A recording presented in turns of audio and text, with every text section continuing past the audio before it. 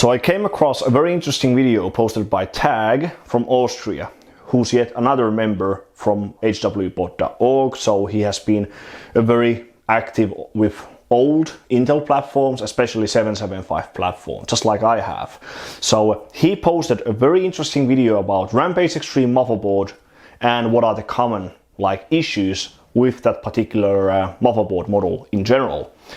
I have showcased this motherboard model numerous times over and over again on my channel, so I'm sure if you have been following my channel for some time, then you are very likely very acquainted with this motherboard model. But anyways, as he went through many of the very common issues with the Rampage Extreme, the most notorious issue regarding this motherboard model is the failure with the Fujitsu 3-volt Fujitsu capacitors that are present on the main voltage rails on this motherboard model. So there's one behind the CPU socket, so for CPU VCore. There's one over here next to the memory VRM. So you can see there's one hiding between the memory slots and the memory VRM heatsink over there. And then there's one underneath the heatsink assembly over here for the North Bridge voltage. So as Tagg showcased, you can double check those Fujitsu capacitors using just a very basic multimeter, and I thought about showing that to you guys right now on this video. So if you suspect that you have some issues with those Fujitsu capacitors, then you should check them using a multimeter, because the funny thing is, what I've seen this far is that even if some of them die, it's very likely that the motherboard will work just fine. So I'll give you an example over here. So the board that's on the left hand side of the image right now is the Team Finland edition Rampage Extreme. It has never been used for daily use. So it was given to SF3D in 2008. SF3D has been one of the most known Finnish overclockers that ever existed, like Mackie or Samsung, nowadays me. And if I'm completely correct, that particular motherboard has never been used for daily use. It has been used purely for extreme overclocking. So for overclocking with water cooling, dry ice, single stage and liquid nitrogen. This one over here, I purchased this motherboard model back in 2015 or early 2016 from Barks, if I remember correctly. It might have been used for daily use at the very beginning of its lifespan. And when I just double checked these boards out of curiosity with my multimeter, I noticed very quickly that the CPU and the memory Fujitsu Fujitsu are gone. The resistance values are very low, so it kind of tells us that those two caps are in short circuit. But the funny thing is that I'm pretty sure the capacitors have been long gone from this motherboard. It's not that long ago when I actually broke records using this board with Q6600 for W prime, E4300 on LN2 and also E2160. So it's very likely that even if they are in short circuit, it's very likely that the motherboard actually works. But it's risky, because especially if the memory Fujitsu cap is in short circuit, it could take something with it altogether. So it could blow some of the MOSFETs from the VRM, and that's definitely not something you want to see. So what I've thought about those caps failing until now is that they just blow and you can actually see smoke and burning of actual components, but it doesn't seem to be the case actually. So the only real cases about those caps failing was when I read about some drama with those caps posted by Tapaka or Sam.ocx on HardwareBot forums. So if you are sure that you have some issues with those caps, you should measure those rails using a multimeter, and you should replace them as soon as possible, and do not use the motherboard at all if you are absolutely sure they are in short circuit, because it could damage something else as well from the motherboard.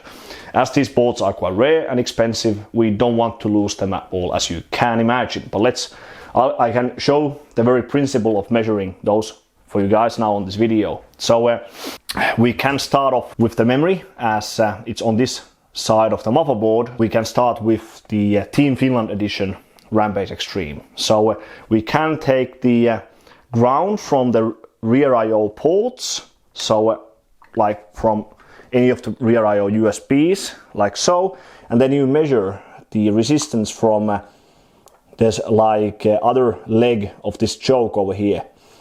which is exposed, which you can reach.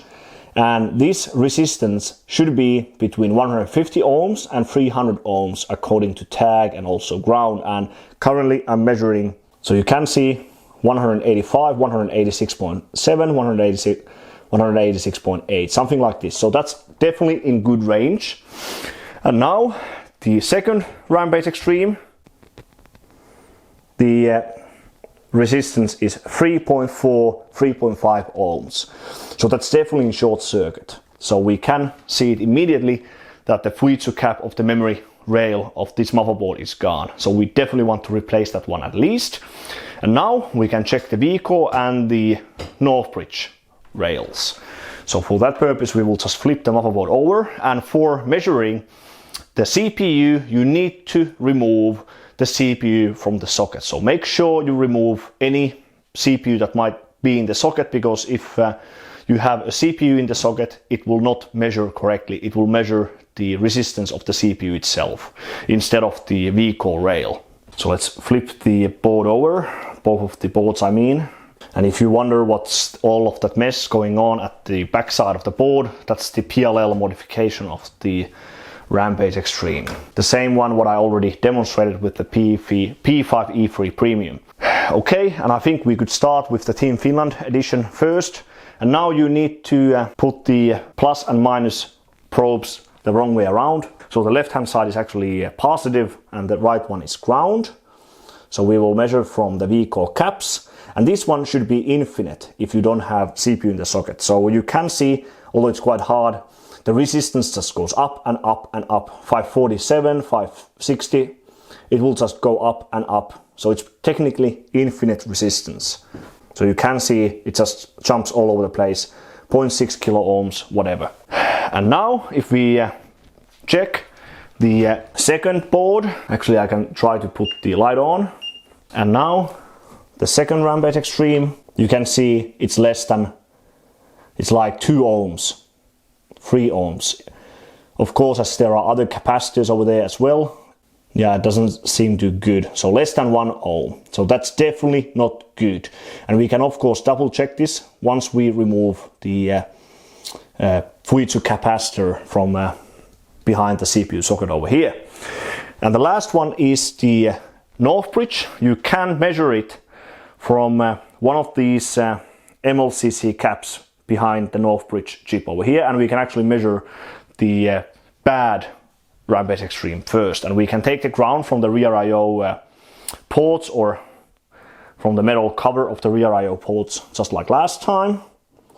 I'll put the ground over there and use this side of the MLCC for this purpose. And the resistance is 12.2 ohms. The good range according to Tagg and ground is between 6 ohms and 20 ohms. So that's definitely in the range. So 12 ohms, that's definitely all right. So this Fujitsu cap is not broken, or it shouldn't be. So it's definitely in the good range. And now let's check the Team Finland edition Rex as well. So now just take the ground from here again and measure. And that's around 9 ohms, like 8.8, around 9 ohms. So both of them should be like perfectly all right. So I'm not going to replace the Northbridge Fujitsu caps. So 9.5. It's jumping a little bit, but it should be all right. So now what we'll do is we will replace those 2 Fujitsu caps, like I said, from the second board over here on the right hand side. So I think I'll just start from the CPU first, and then we can just double check resistance value once again and see if we can pinpoint and demonstrate how the resistance value has changed after removing the bad Fujitsu capacitor. Now you might ask that what would be a very good replacement for those kind of caps.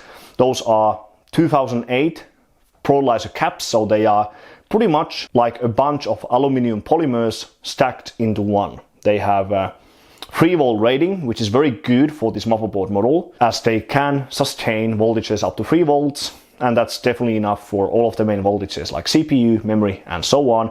They have 1000 UF capacitance, which is pretty good value, and they should have very low ESR. So I thought about, after discussing about this with Buildzoid and Tagg, I thought about using either high performance MLCC caps or very good like aluminum polymers like Panasonic SP caps. I purchased both of those types from digikey.com. So I thought about as MLCCs, they should be, at least in theory, better performing than aluminum polymers, but there's quite a bit of debate about that topic. Buildsoid, for example, said that aluminum polymers should be the best capacitors for any like target operation that uses less voltage than 6.3 volts. But anyways, I have two different types of MLCCs over here. These are rated for 6.3 volts. They should have next to zero ESR, which is common for MLCCs. With MLCCs, you need to have enough voltage headroom. So with MLCCs, you cannot approach the voltage limit like you can with aluminum polymers. If you approach the voltage limit on ceramic caps, they start to lose their capacitance very quickly. That's called degrading the target capacitor.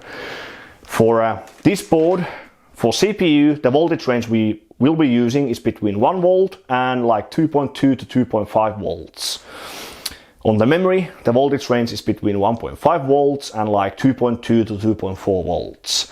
If we used ceramic caps for both of those rails, we need to have at least, and that means at least, 4 volt rated capacitors, but it's better to use even like 6 volt rated cap or 6.3 volt rated cap.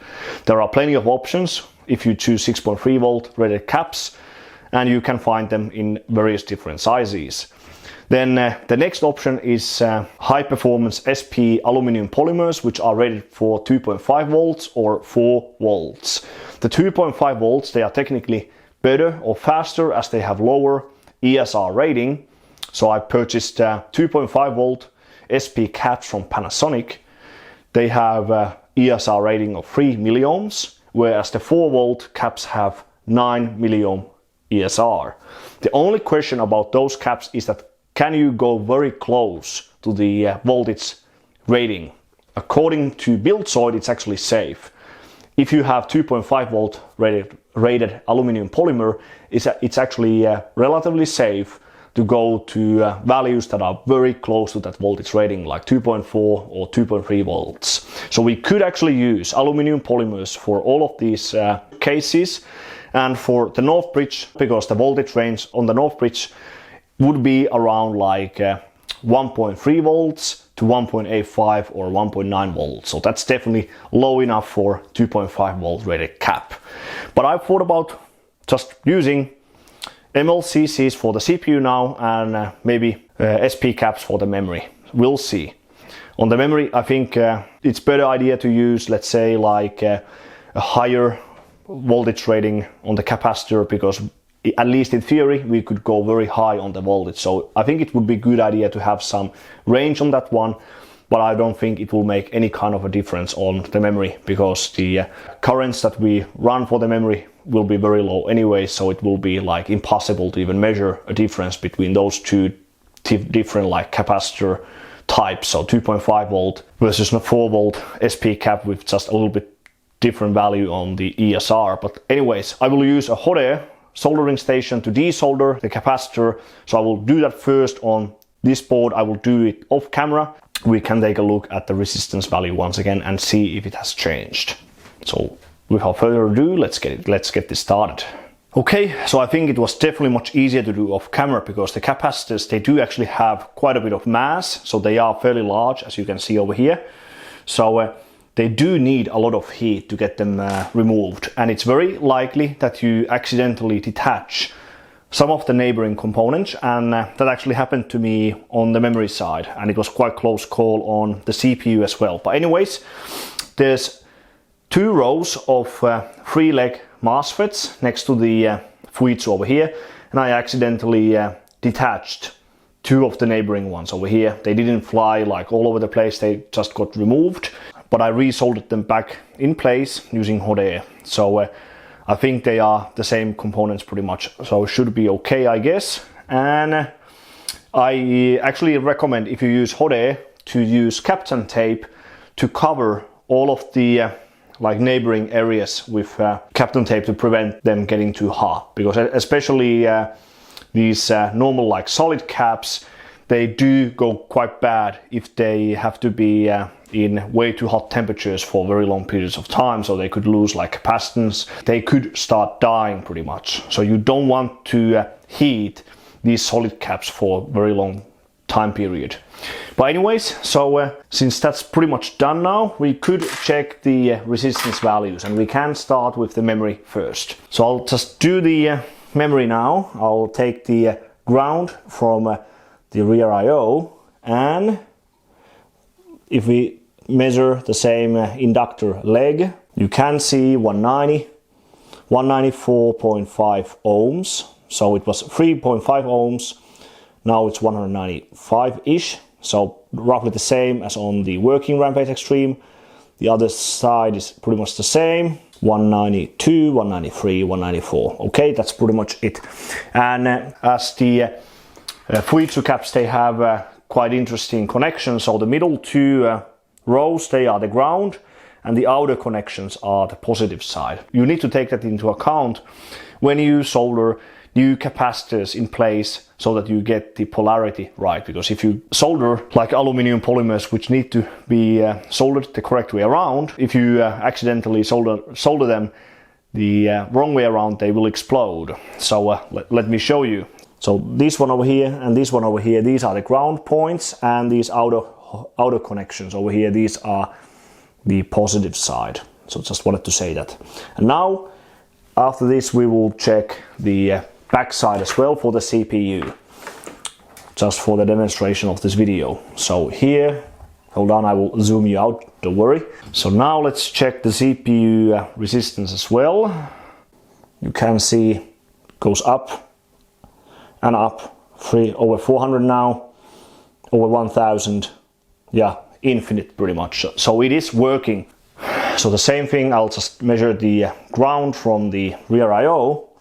If we take over here, you can see it goes up and up and up, so that's infinite pretty much. And if we measure over here, we can find ground, so 0.2, 0.12, and over here we will get 200, 300, 400-ish. So we get even better values now than on the Team Finland edition Rampage Extreme. So now the next step is to solder the replacement caps. So I will definitely put MLCCs behind the CPU, and I might just do MLCC, or I might start with the 4-volt aluminum polymers on the memory side. So they will at least have enough headroom on the voltage limit, but they might just not be as fast as the lower voltage rated ones. But we'll see. But I'll do that off camera once again, and let's see how it looks like once it's all finished, and we can try to turn on the whole system and see if the board actually works. Okay, so now we have 6 + 6 Murata ceramic capacitors stacked together. So 12 in total, 6 per side. So I think it should be good. Now 0805 sized capacitors are the easiest to solder onto these spots. So I actually went for ceramic capacitors both on the CPU and on the memory, because it's very difficult to solder those big aluminum polymers onto those spots. So if you go for, let's say, aluminum polymers, you can pretty much just solder one of those capacitors per side, so 2 in total per rail. So I'm absolutely sure that stacking ceramic caps like this is better performing option than 2 of those aluminum polymers. So the aluminum polymers which I purchased are all 470 UF caps. These are 100 UF per cap, but now if we have 12 of them like stacked together, it's pretty strong performing option, and we have very high voltage headroom, 6.3 volts, and next to zero ESR as well. So that should be a very good combination if you ask me. Now the memory was a bit more difficult because I only purchased 20 of these 0805 sized caps. So, and I actually lost one while I was soldering, so I'll try to show you. Okay, so over there's 4 plus 3 of the smaller ones, and then 1 plus 2 of the larger 1206 size ceramic caps. I'm not like 100% sure that is there any like negative impact from mixing two different brand ceramic caps together.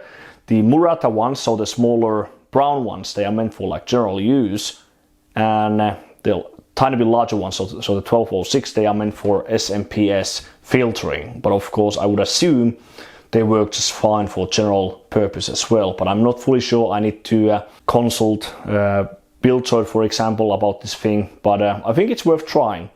The resistance values are all good, so I think we could just mount this motherboard on the test bench and see if it posts and boots. But that's pretty much the end of this video if it works. So definitely use these steps and purchase the capacitors you wish to use if you want to go for this route.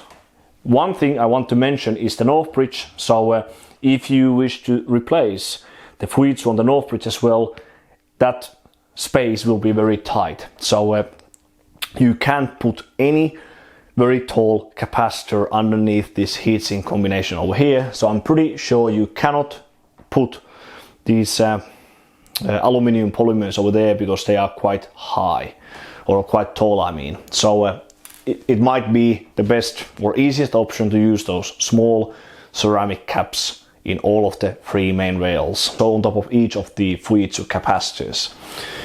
But yeah, it will be very interesting. So compared to what it was before, so 1 day ago, this one will be for sure better performing all around, both on the CPU overclocking, also on the memory overclocking, compared to damaged Fujitsu capacitors. So we should be able to see a very visible gain in the actual frequencies, so on the CPU and on the memory, compared to what it was before, and no risk of damage while overclocking the memory whatsoever. But anyways, so let's try to fire this whole thing up and let's see what happens. Okay, so now the moment of truth. I need to turn on the system by using some metal object because the start button over here doesn't work. For some reason it's like probably the trace is cut, so I need to figure out what's causing the problem at the start button, so it doesn't work. So okay, we can see post loop and we can see the BIOS. So Rampage Extreme, I need to definitely clean the table, but you get the idea anyways. Voila. And if we go over here, voltage, all of them seem fine. 3.3 volt is at 3.312, 5 volt 4992, 12 volt is at 12.152. So pretty okay, I guess. Temperature is, so that's pretty much it. So now we can just turn off this whole thing. So that's pretty much it. So if I wanted to go even further in this whole like modding, I could like compare how the memory overclocking varies by switching the different capacitors from one to another. Like compare only the smaller brown ceramic caps, then the larger black ones, which are now combined, then compared to aluminum polymers and so on. But it's pretty certain the difference would be next to zero, like not even visible. But at least now it's fixed, so no short circuits anywhere, so should be pretty good. Huge thanks to Tagg for showing this whole thing. Much better to show it that way compared to just showing burned VRM pictures on forums like HardwareBot. But anyway, so I will link the capacitors what I used on this video in the description box of this video. Definitely check them out and give me a thumbs up and subscribe to my channel if this video helped you out and you are going to be doing this very same repair procedure. And hopefully you enjoyed the video, and thanks for watching, and I will see you on the next one.